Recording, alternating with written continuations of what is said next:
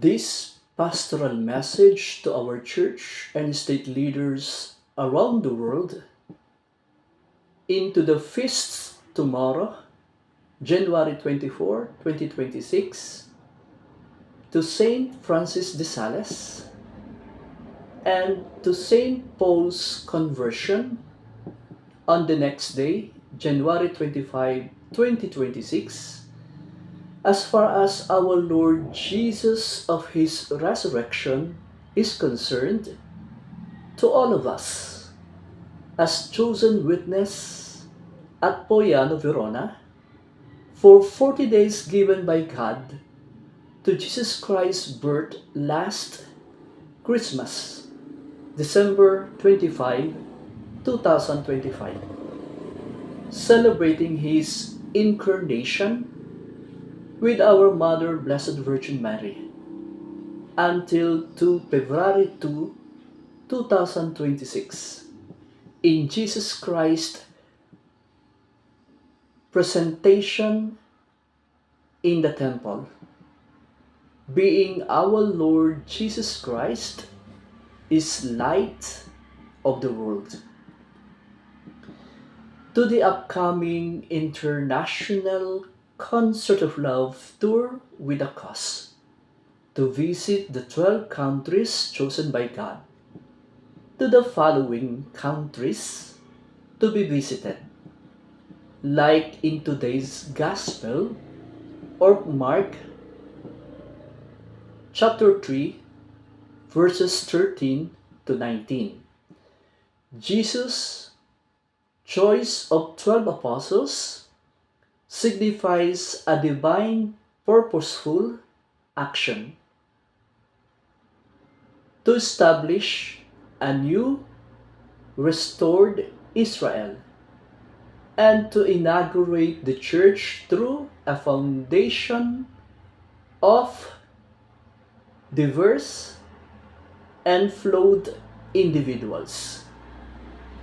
It demonstrates a profound love why the visit also for 12 countries chosen by God is brought the concert of love that empowers ordinary, obedient people to share in his mission of preaching and authority, creating a lasting apostolic succession as we done it already on May 9, 2025 of the conclave elections to Pope Leon XIV in the Prophecy 2022 to the Philippines on May 9, 2022 Philippine time.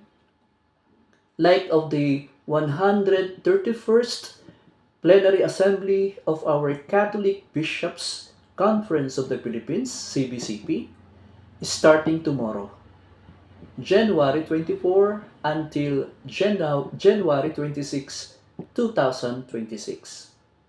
Why?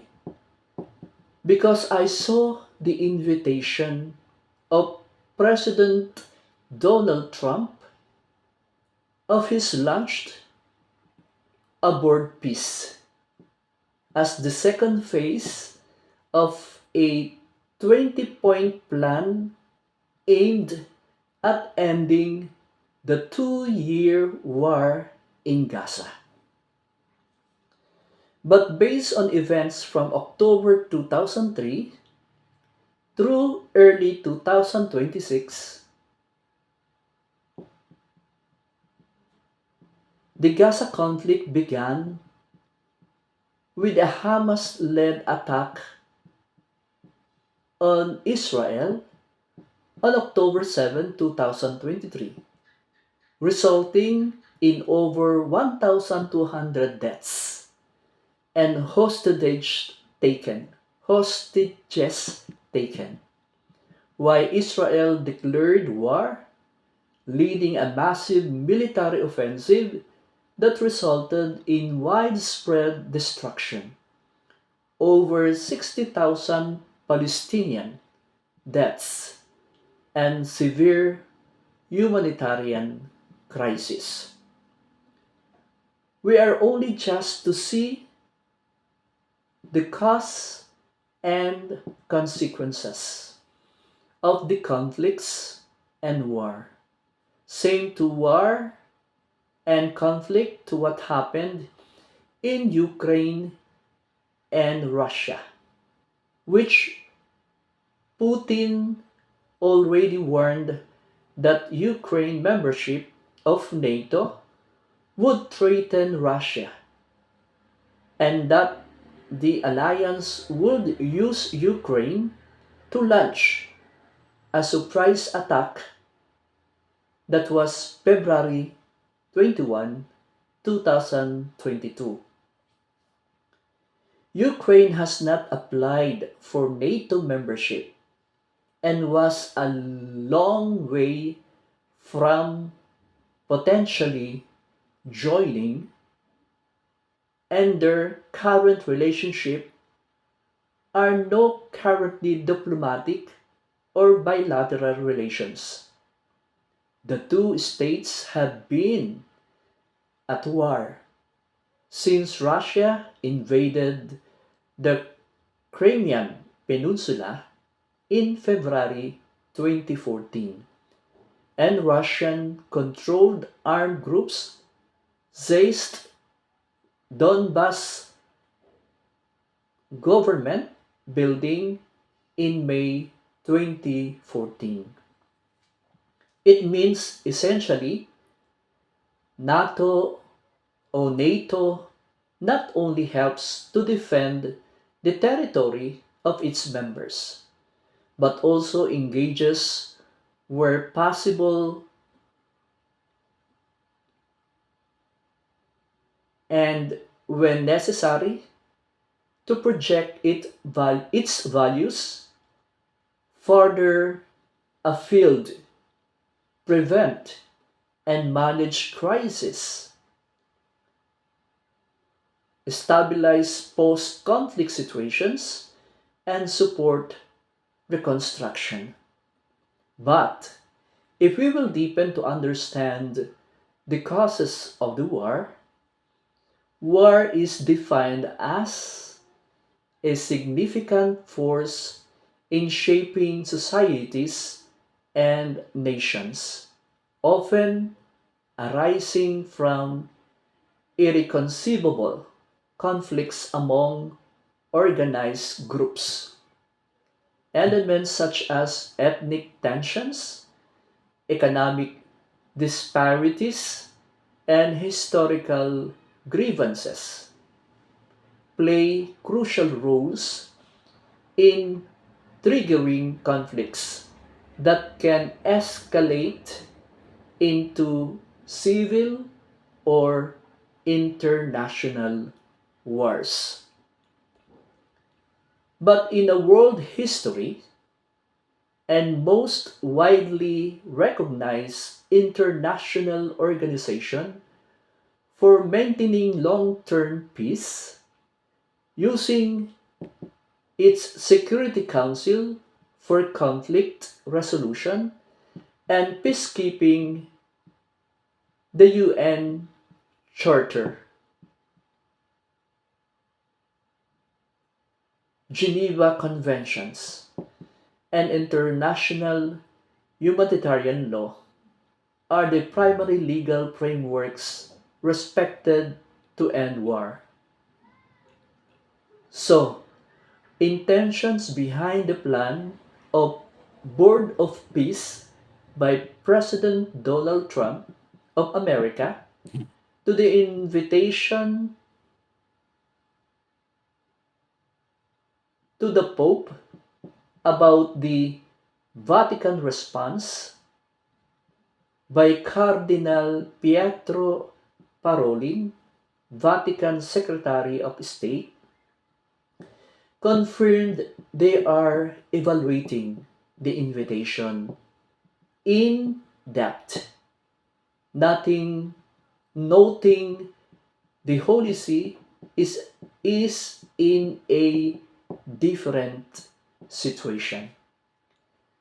than other countries and would not participate financially. But content of peace calls about the invitation aligns with the Vatican's consistent calls for an immediate ceasefire, the release of hostages, and humanitarian aid for Gaza. In all of this, to what I mentioned, will enlighten all of us by the light of God on this theme 2026 to Jesus Christ transfiguration through baptism. As we are now in the fourth mystery of light for 6 years of our world celebration of our salvation from 2023 to 2028 after the prophecy 2022 in the Philippines to God's chosen highest legitimate leader as far as our world state and church leaders are concerned, hoping that the light of God to this invitation at the Vatican of President Donald Trump and of other state leaders around the world to invite you to reflect of what happened to our two saints that will help us, especially the Board of Peace, in the life of our Prince of Peace in Isaiah chapter 9, verse 6. Because Jesus Christ's mission was to reconcile humanity with God and establish a kingdom of peace and justice. In the Gospels, his teaching for the kingdom of God go beyond a mere absence of conflict, defining peace, shalom, as wholeness, harmony, and well-being, which rather than passive peacekeeping. What do I mean? We need a restoring relationships. For Jesus Christ came to heal the broken relationship between humanity and God caused by sin, serving as the ultimate peace offering on the cross. Bridge builder, Jesus Christ actively broke down barriers such as those between Jews and Gentiles, forming one inclusive global family or kingdom. Inner and outer peace. Jesus Christ's peace is not just a temporary, external circumstances, but an internal, spiritual peace that endures despite external turmoil. The message of peace. Jesus Christ instructed his followers to bring his peace into the world, which is highlighted in the Sermon on the Mount. Now, of course, teachings on how to be a peacemaker. Jesus Christ taught, "Blessed are the peacemakers, for they will be called children of God." Taken from Matthew chapter 5, verse 9, indicating that peacemaking is active and costly, reflecting the nature of God. Active initiative.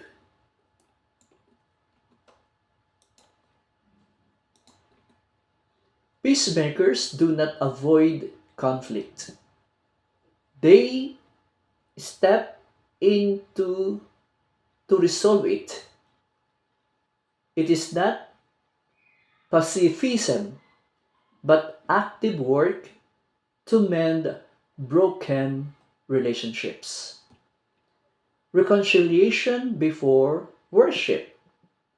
Jesus Christ commanded that if a dispute exists, one must seek reconciliation with their brother before presenting a gift to God, highlighting that relationships are prioritized over empty rituals.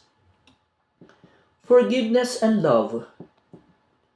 Peacemakers are to love their enemies, bless those who curse them, and do good to those who hate them. Humility and gentle response. A gentle answer turns away anger. Taken from Book of Proverbs, chapter 15, verse 1, and is required to diffuse tension. Proclaiming the gospel. The ultimate form of peacemaking is sharing the gospel of peace, which reconciles people to God. This is what we need, being our Lord Jesus Christ, as the Prince of Peace, empowers his followers to be agents of reconciliation, bringing the order, love, and harmony of the kingdom of God into a broken world.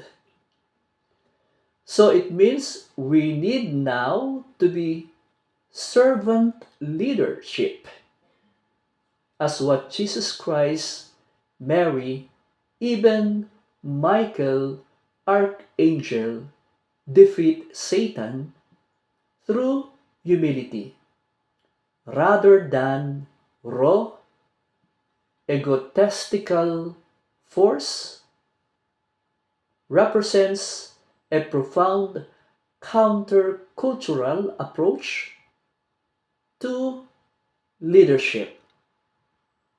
How? First, dependence on divine power.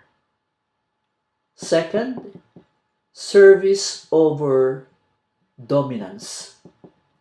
Third, acknowledging mistakes and seeking truth.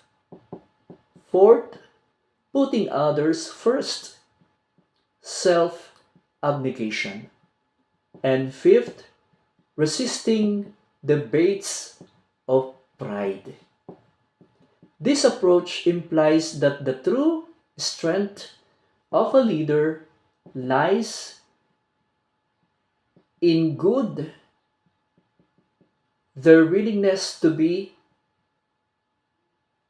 humble tool for the greater good, thereby reflecting a divine rather than worldly form of power. Saint Francis de Sales, Bishop of Geneva and Doctor of the Church, is known as the Doctor of Divine Love because define the peace of Christ in love as a deep, abiding interior tranquility that arises not from the absence of life's troubles, but from the presence of God's love in the soul and complete surrender to His will. while the conversion of St. Paul on the road to Damascus was not merely a change of opinion, but a radical, instantaneous transformation from a zealous persecutor of Christians into a devoted apostles of Christ. This transformation was driven by a personal encounter with the risen Jesus, shifting his focus from defending the Jewish law through violence to preaching salvation through grace. So, to end this, we need a transformation into love. The former persecutor began to write about and live by the message of love and grace, proclaiming that salvation is a gift, tirelessly working to reconcile others with God. Why St. Paul conversion become the apostle to the Gentiles. Amen.